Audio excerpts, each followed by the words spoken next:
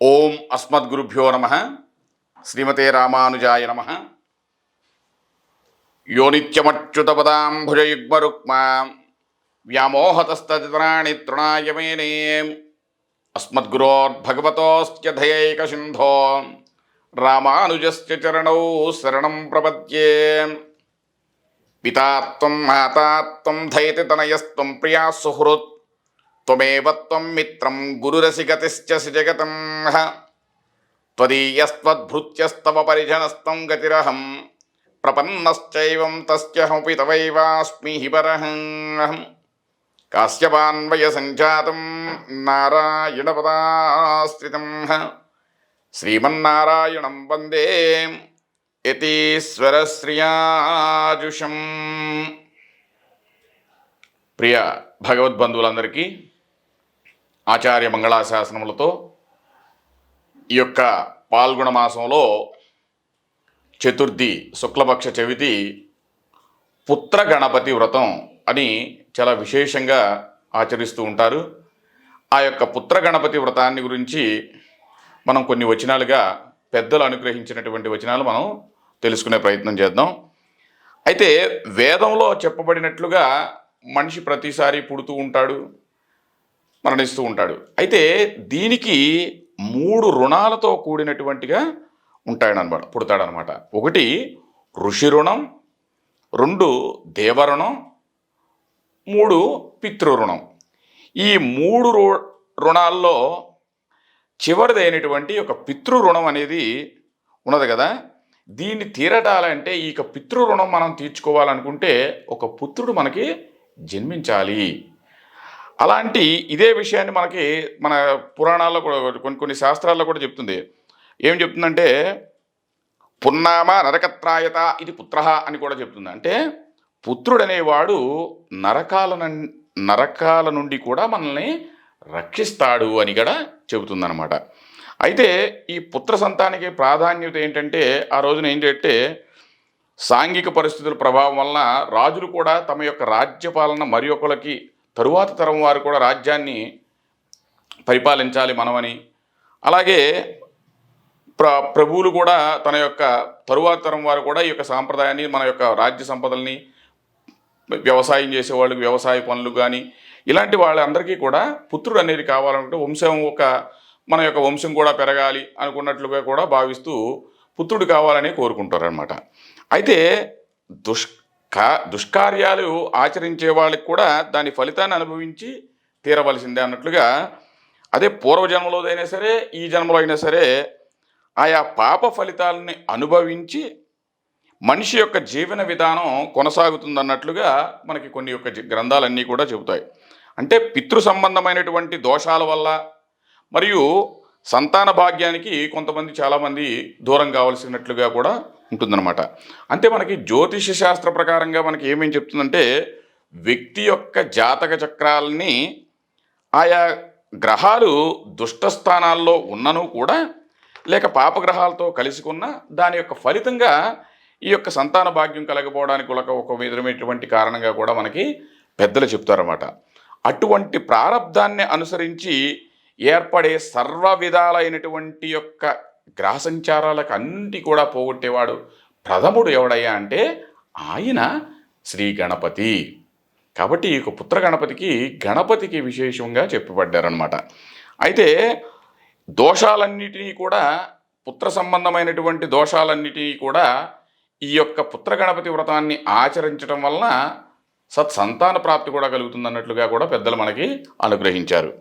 అలాగే కలవు చండీ వినాయకే అని కూడా మనకు ఒక శాస్త్రంగా వచనంగా చెప్తుంది. అంటే కలియుగంలో పార్వతీదేవి గణపతి మనకంట త్వరగా అనుగ్రహాన్ని ప్రసాదించేటువంటి దేవతలుగా కూడా మనకి శాస్త్రాలు తెలుపబడినాయి.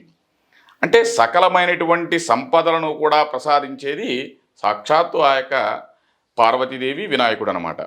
పుత్రార్థే లభతే పుత్రాన్ అని కూడా మనకి చెప్తుంది. అంటే గణపతిని ఆరాధించడం వలన సంతానాన్ని పొందవచ్చు అని నారద పురాణంలో కూడా చెప్పబడింది అనమాట.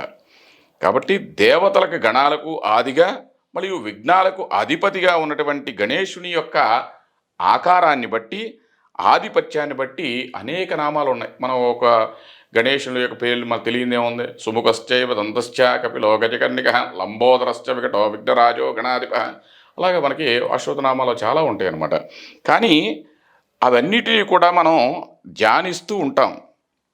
ఆ యొక్క నామాలన్నింటినీ కూడా మనం ధ్యానిస్తూ ఉంటే చెప్తుందనమాట. అలాగే మనకి ఇప్పుడు వినాయక చవితి వ్రతం చేస్తాం, సంకష్టహార చతుర్థి చేస్తాం, దూర్వాస గణపతి వ్రతం చేస్తాం. అట్లాంటి గణపతికి సంబంధించినటువంటి వ్రతాలన్నింటిలో కూడా ఇది కూడా ఈ పుత్ర గణపతి వ్రతం అనేది కూడా చాలా ఫలప్రదాయకం అనమాట. అలాంటి యొక్క పుత్ర గణపతి రోజున మనం ఏం చెయ్యాలి అంటే, ఉదయాన్నే మనం తలంటు స్నానం చేసుకుని వ్రతానికి కావలసినటువంటి దూర్వాలు, అంటే దూర్వాలు అంటే తెలుసు కదా, ఒక గరిక, అంటే గణపతికి విశేషమైనటువంటిది గరిక అనమాట. అలాంటి గన్నేరు పూలు ఎలా ప్రకారంగా ఉండ్రాళ్ళు అరటిపూళ్ళు ఎలాగైతే ఉంటాయో పెట్టుకుని దంపతులు ఇద్దరూ కూడా ఆ యొక్క ఈశాన్య భాగంలో ఒక నేలపై ఆవు పేడతో అలికి అందులో ఒక తెల్లటి ఒక పీఠంగా పెట్టి వస్త్రాన్ని పరిచి దానిపై ఆ యొక్క విఘ్నేశ్వరుని యొక్క ప్రతిమని, అంటే మనం పసుపుతో చేసిన వినాయకుడైనా అవ్వచ్చు, మనం పూజ ప్రారంభించడానికి మనం ఈ వినాయక చవితి యొక్క పూజ ప్రారంభించినా మనం పసుపుతో వినాయకుడిని చేసి ముందుగా అర్చించాలి. అట్లాగే ఆ యొక్క పసుపుతో చేసినటువంటి వినాయకుడిని అయినా సరే ఆ యొక్క కలిసిం పెట్టినా పెట్టొచ్చు, కలిసిం పెట్టకపోయినా ఆ యొక్క పసుపుతో చేసినటువంటి వినాయకుడిని ఆ యొక్క మండపారాధనలో కనుక ప్రతిష్ఠించి మధ్యలో వినాయక ప్రతిమ నుంచి పూజించాలన్నమాట.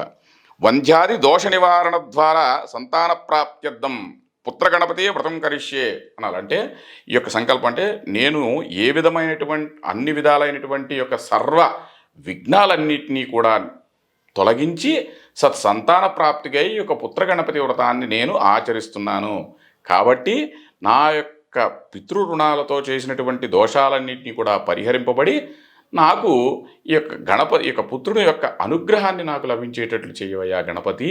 అలాగే సర్వమైనటువంటి విఘ్నాలన్నింటినీ కూడా తొలగించమని ఆ యొక్క సంకల్పపూర్వకంగా ఆ యొక్క 21 దూర్వాలు, అంటే గరిక ఉన్నటువంటి 21 గరికతో పట్టుకున్నటువంటి ప్రతిమలను ఆ యొక్క స్వామివారి దగ్గర ఉంచి అర్చించినట్లయితే సకలమైనటువంటి అభీష్టాలతో ఆ యొక్క పుత్ర గణపతి వ్రతం ఒక విశేష ఫలితం లభిస్తుంది. అయితే ఈ దూర్వాల యొక్క గరిక ఉంది చూసారా, దాని యొక్క విశిష్టత మనకి ఏంటంటే ఉపనిషత్తులో పావనమైనది, అంటే పవిత్రం. ఆ యొక్క గరిక మనకి దర్భగడ్డి కూడా ఉంటుంది చూసారా, దర్భ అనేది ఎంత పవిత్రం అంటే మనకి ప్రతి ఒక్కరు కూడా ఆ యొక్క గ్రహణ సమయంలో వాటిల్లో కూడా మనకి గరిక వాడతాం. అలాగే ఈ యొక్క దూర్వాలకు ఉన్నటువంటి విశేషం అంటే పవిత్రమైనది, అంటే వేల వేల ద్రవ్యాల కంటే కూడా ఆ యొక్క ఉత్తమమైనటువంటిది ఈ యొక్క గరిక అనమాట. అలాంటి ఈ అంకురించే స్వభావం అంటే సులువుగా అంకురిది, అంటే మనం తొలగించుకాక అని భూమి మీద మొలచిన తరువాత ఎక్కడైతే భూమిని తాకుతుందో అలా మరో ఇంకో దగ్గర పుడుతుందనమాట. అంటే కొత్తగా మళ్ళీ ఒక గరిక పుడుతుందనమాట. ఇలా దాని యొక్క మొత్తం అంతా కూడా గరిక ఆ యొక్క జాతి అంతా కూడా అంకురించి ప్రయోజనం చేస్తుంది. అలాగే మన యొక్క వృద్ధి కూడా ఆ విధంగా ఉండాలి అని ఈ యొక్క పుత్ర గణపతి వ్రతాన్ని మనం ఆచరిస్తూ ఉంటాం.